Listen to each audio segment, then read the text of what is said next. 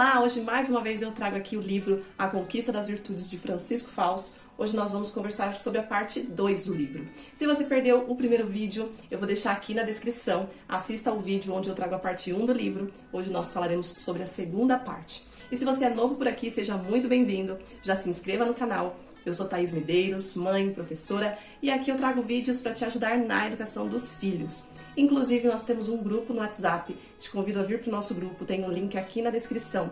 Nesse grupo eu compartilho conteúdos que nos conduzem a estudarmos e aprendermos mais sobre como educar bem os nossos filhos. E falando aqui brevemente sobre a organização do livro, o livro ele é dividido em 3 partes. Então, na primeira parte, nós falamos sobre o valor das virtudes, que é o que o autor apresenta na primeira parte do livro, e nós conseguimos compreender, então, o que são as virtudes e o valor de adquirir essas virtudes. Nós entendemos que nós não nascemos com essas virtudes, nós construímos, nós vamos adquirindo as virtudes ao longo da nossa vida, ao longo da nossa educação, enfim, essas virtudes elas precisam ser adquiridas, né? O autor fala muito sobre as virtudes humanas.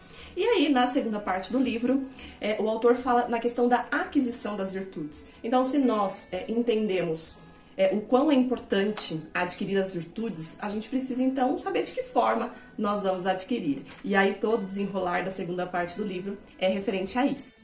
Esse capítulo em especial é muito importante para nós, mães, pais, que estamos aí na luta para buscar conteúdos, aprender mais, para educarmos bem os nossos filhos, né? Então a reflexão que o autor traz, principalmente aqui na segunda parte, faz com que a gente entenda que as virtudes que os nossos filhos virão a adquirir vai depender muito da maneira como nós educamos os nossos filhos, né? Mas então, sendo mais clara sobre como o autor conduz essa segunda parte do livro. Ele fala, né, como então orientar o esforço para conseguir essas virtudes. E aí ele fala que existem 3 formas. Pela educação, né, por isso que eu digo que aqui nesse capítulo vai falar bastante, vai fazer com que a gente reflita muito sobre a educação dos nossos filhos. Mas também existem outras 2 formas. Por atos deliberados e o terceiro que é por uma perseverança sempre retomada com esforço. E aí eu vou falar um pouquinho sobre cada uma dessas formas, né, cada uma dessas maneiras de conquistarmos as virtudes. E aí o autor fala sobre esse descuido com a educação. E é muito legal que fica muito claro que quando o autor fala sobre educação, ele fala que ele não está falando de escolarização. Está falando sobre a educação, né, sobre a formação moral, a formação nas virtudes. Então ele fala assim, exemplificando um pouco, imagine um garoto com forte tendência para irritabilidade e egoísmo. Coloque-o junto de uma mãe que o mima e receia contrariá-lo, para não causar traumas. Acrescente-lhe avós de coração mole que lhe satisfaçam todos os caprichos. Envie-o a uma escola sem valores definidos ou guiada por psicologismos de almanaque e terá uma figura humana destruída desde a infância. Cada vez mais teimoso, cada vez mais violento, ao ser contrariado, cada vez mais insuportável, tirânico, invejoso, trapaceiro, ambicioso. Pais e mestres que os desgraçaram por descurarem a formação nas virtudes acharão que eles não têm culpa, que se trata apenas, infelizmente, de problemas psiquiátricos ou do ambiente inevitáveis. Viremos a folha e imaginemos outra criança, uma menina que tem dos mesmos traços temperamentais desde o berço, irritabilidade e egoísmo. Teve a felicidade de ser formada nas virtudes dentro de um lar cristão exemplar.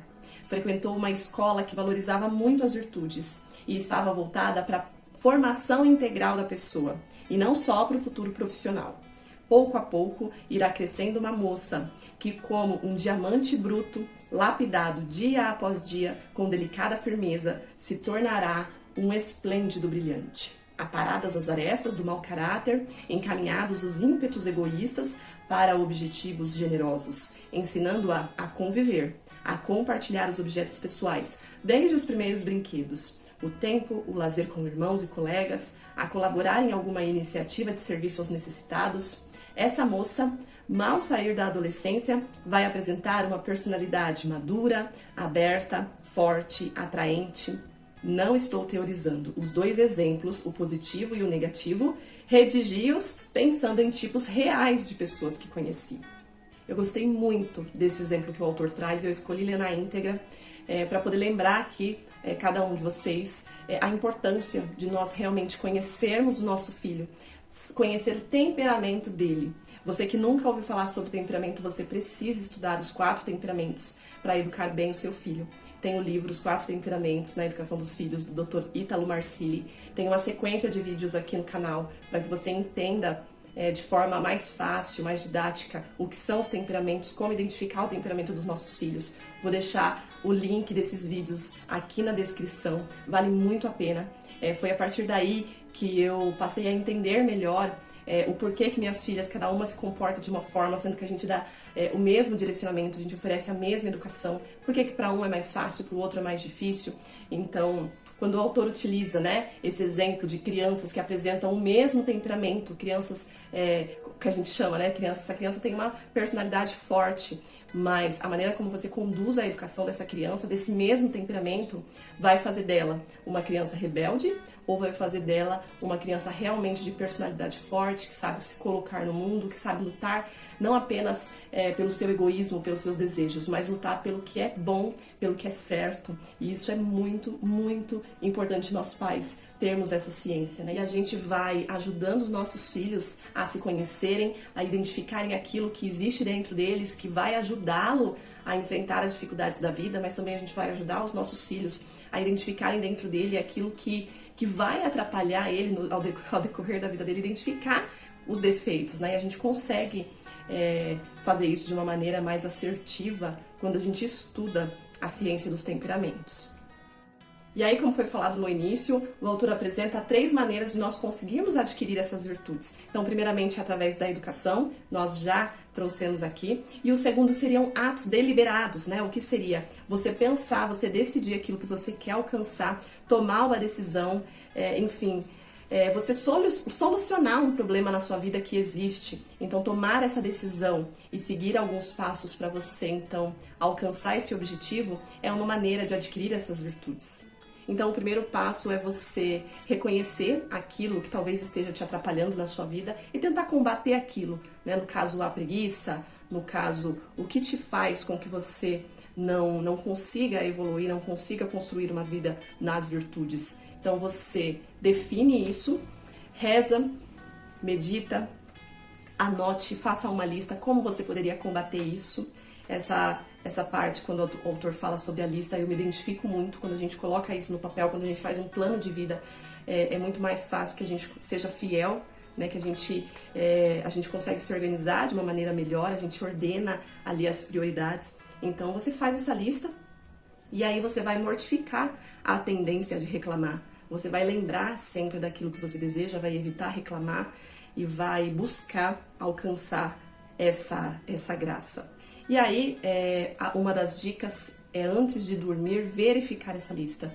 Então, tudo que você anotou ao longo do dia que você deveria ter cumprido, ao final do dia, refletir com essa lista o que você conseguiu, o que você não conseguiu e insistir. E a terceira maneira que o autor apresenta, que nos ajudará na aquisição dessas virtudes, é com uma perseverança sempre retomada por esforço. Então, para que isso aconteça, é necessário fazer tudo com amor. A gente não vai perseverar simplesmente porque é o nosso desejo, é a nossa vontade, a gente acredita no nosso potencial e eu vou alcançar porque eu consigo. Não, dessa maneira nós não estamos recebendo a graça de Deus. Então, quando nós reconhecemos a nossa pequenez, a gente reconhece que sim, somos pecadores, é difícil, aquela é a minha limitação, existe um defeito meu por ser um ser humano fraco, pecador, e esse defeito me impede de alcançar aquilo que é tão importante para mim. Então, mediante a uma vida de oração, mediante a meditações, a reflexões, a suplicar a Deus essas virtudes, então eu receberei graças necessárias para poder alcançar aquilo que eu desejo, simplesmente porque eu sou um filho amado de Deus.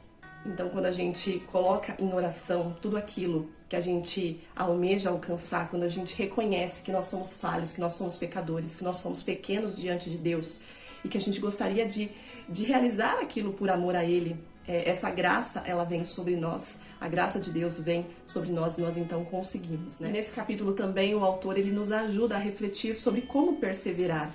Então a perseverança ela não é fácil, em muitos momentos da nossa vida o fracasso ele vem, a gente desanima e às vezes a gente deixa de perseverar e com isso a gente não alcança aquele bem maior. Então existem algumas reflexões nesse capítulo e aí ele fala, né, sobre a força da humildade quando a gente reconhece que nós somos fracos, que existe ali um defeito, algo que nos impede de alcançar aquela graça. Isso faz com que nós nos tornamos mais fortes. Então não é simplesmente com a nossa capacidade que a gente vai conseguir perseverar, mas pela graça de Deus. Então nós estarmos otimistas, nós lembrarmos de tudo isso, né? E aí ele fala sobre o espírito esportivo, é muito importante batalhar, é muito importante continuarmos na luta como se estivéssemos numa batalha, e estamos numa batalha, né? Adquirir as virtudes não será fácil, existirão momentos em que a gente vai desanimar, principalmente quando lá na nossa infância a gente não recebeu essa educação, essa formação que o autor trata nesse capítulo do livro, mas é muito bonito quando a gente ouve um trecho do livro onde fala, né, que não existe idade para que a gente adquira as virtudes. Deus não desiste das pessoas pela idade. Então nós somos convidados a todo momento, durante toda a nossa vida, buscar a conversão. Então se nós estamos aí numa fase da vida e a gente percebe que nós não temos essas virtudes, nós somos convidados a lutar, a batalhar e a conquistar essas virtudes. Por deficiente que tenha sido sua formação até hoje, escute Cristo que lhe diz, como ao paralítico da piscina: levanta-te e ande. Comece, não tenha medo do esforço, porque Cristo, se você confiar nele, lhe estenderá a mão e, se for preciso, o ajudará a andar por cima de seus velhos defeitos, como ajudou Pedro a andar sobre o lago encrespado.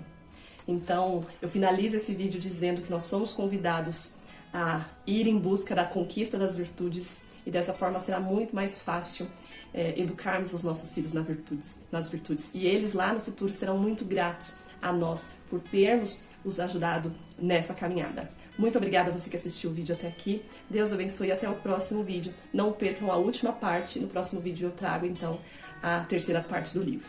Até mais!